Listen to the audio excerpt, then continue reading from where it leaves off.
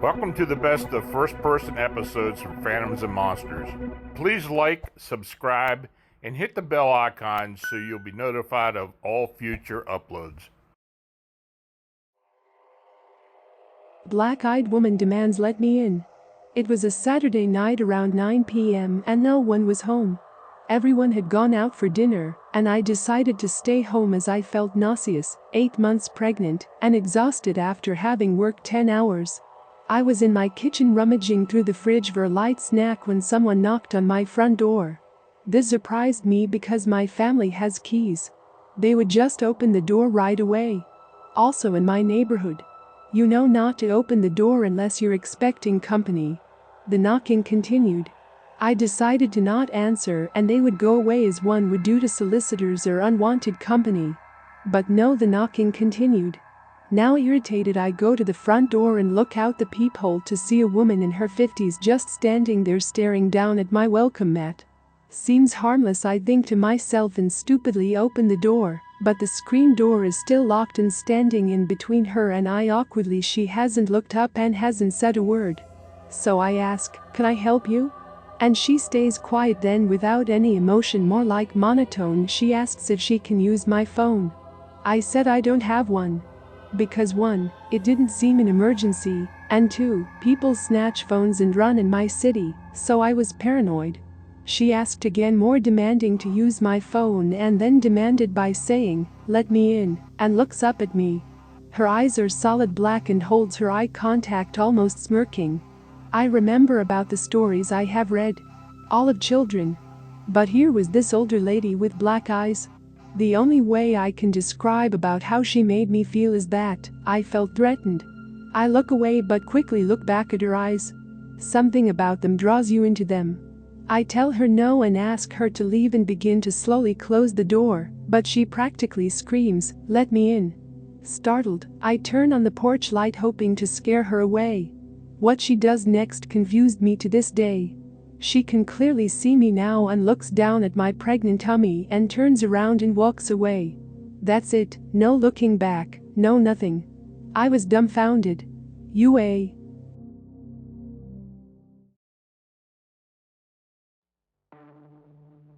Harrowing black-eyed woman encounter in Phoenix, Arizona.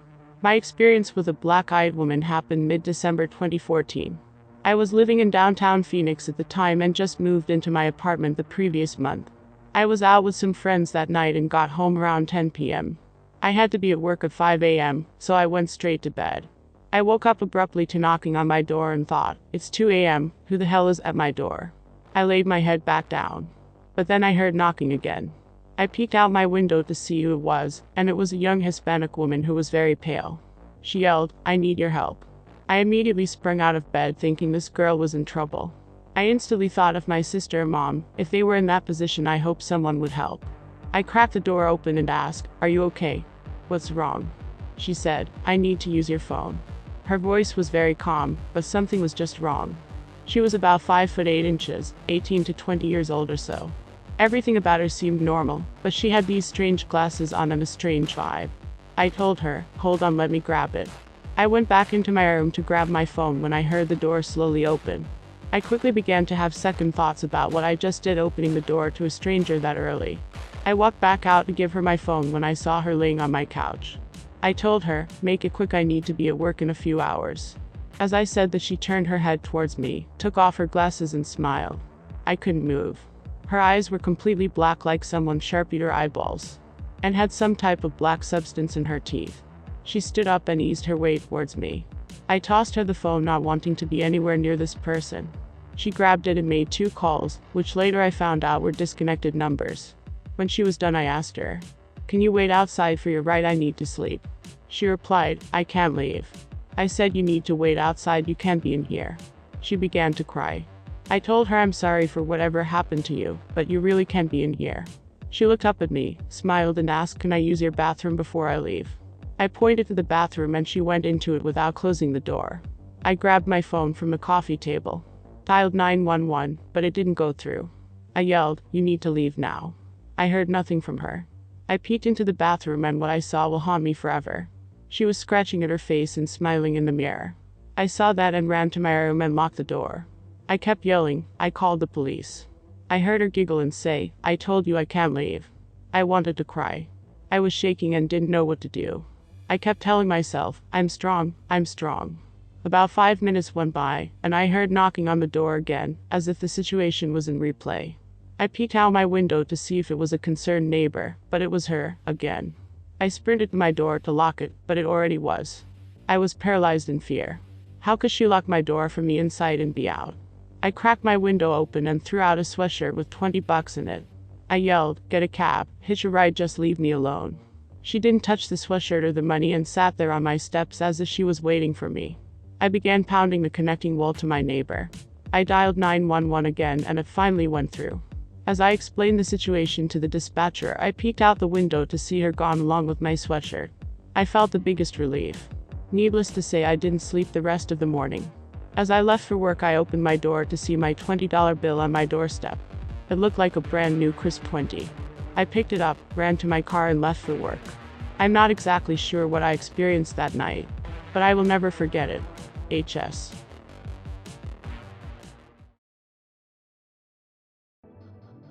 The Weird Man with Black Eyes.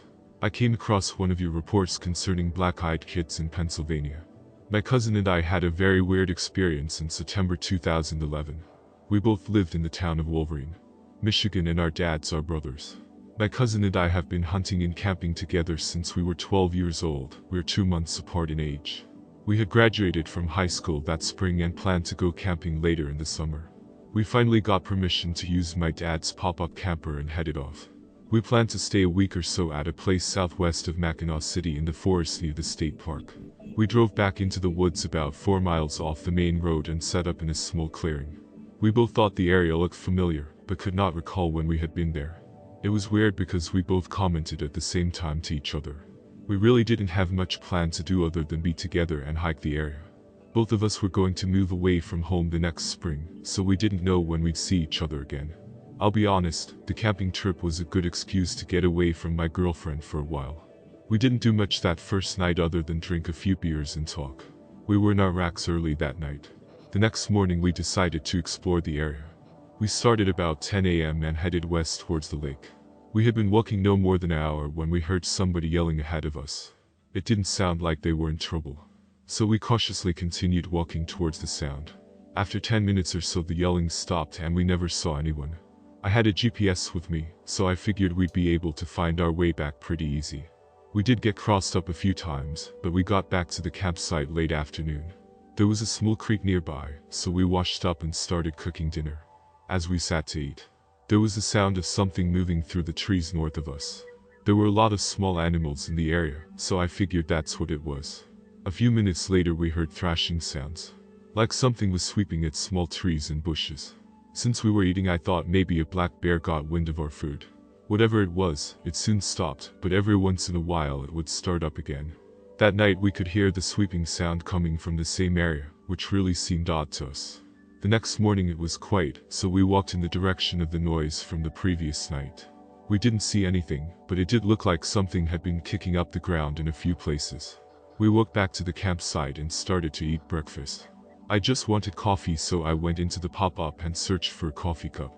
As I was in there, I heard my cousin say something. I asked what he wanted. He replied that I had better get out there.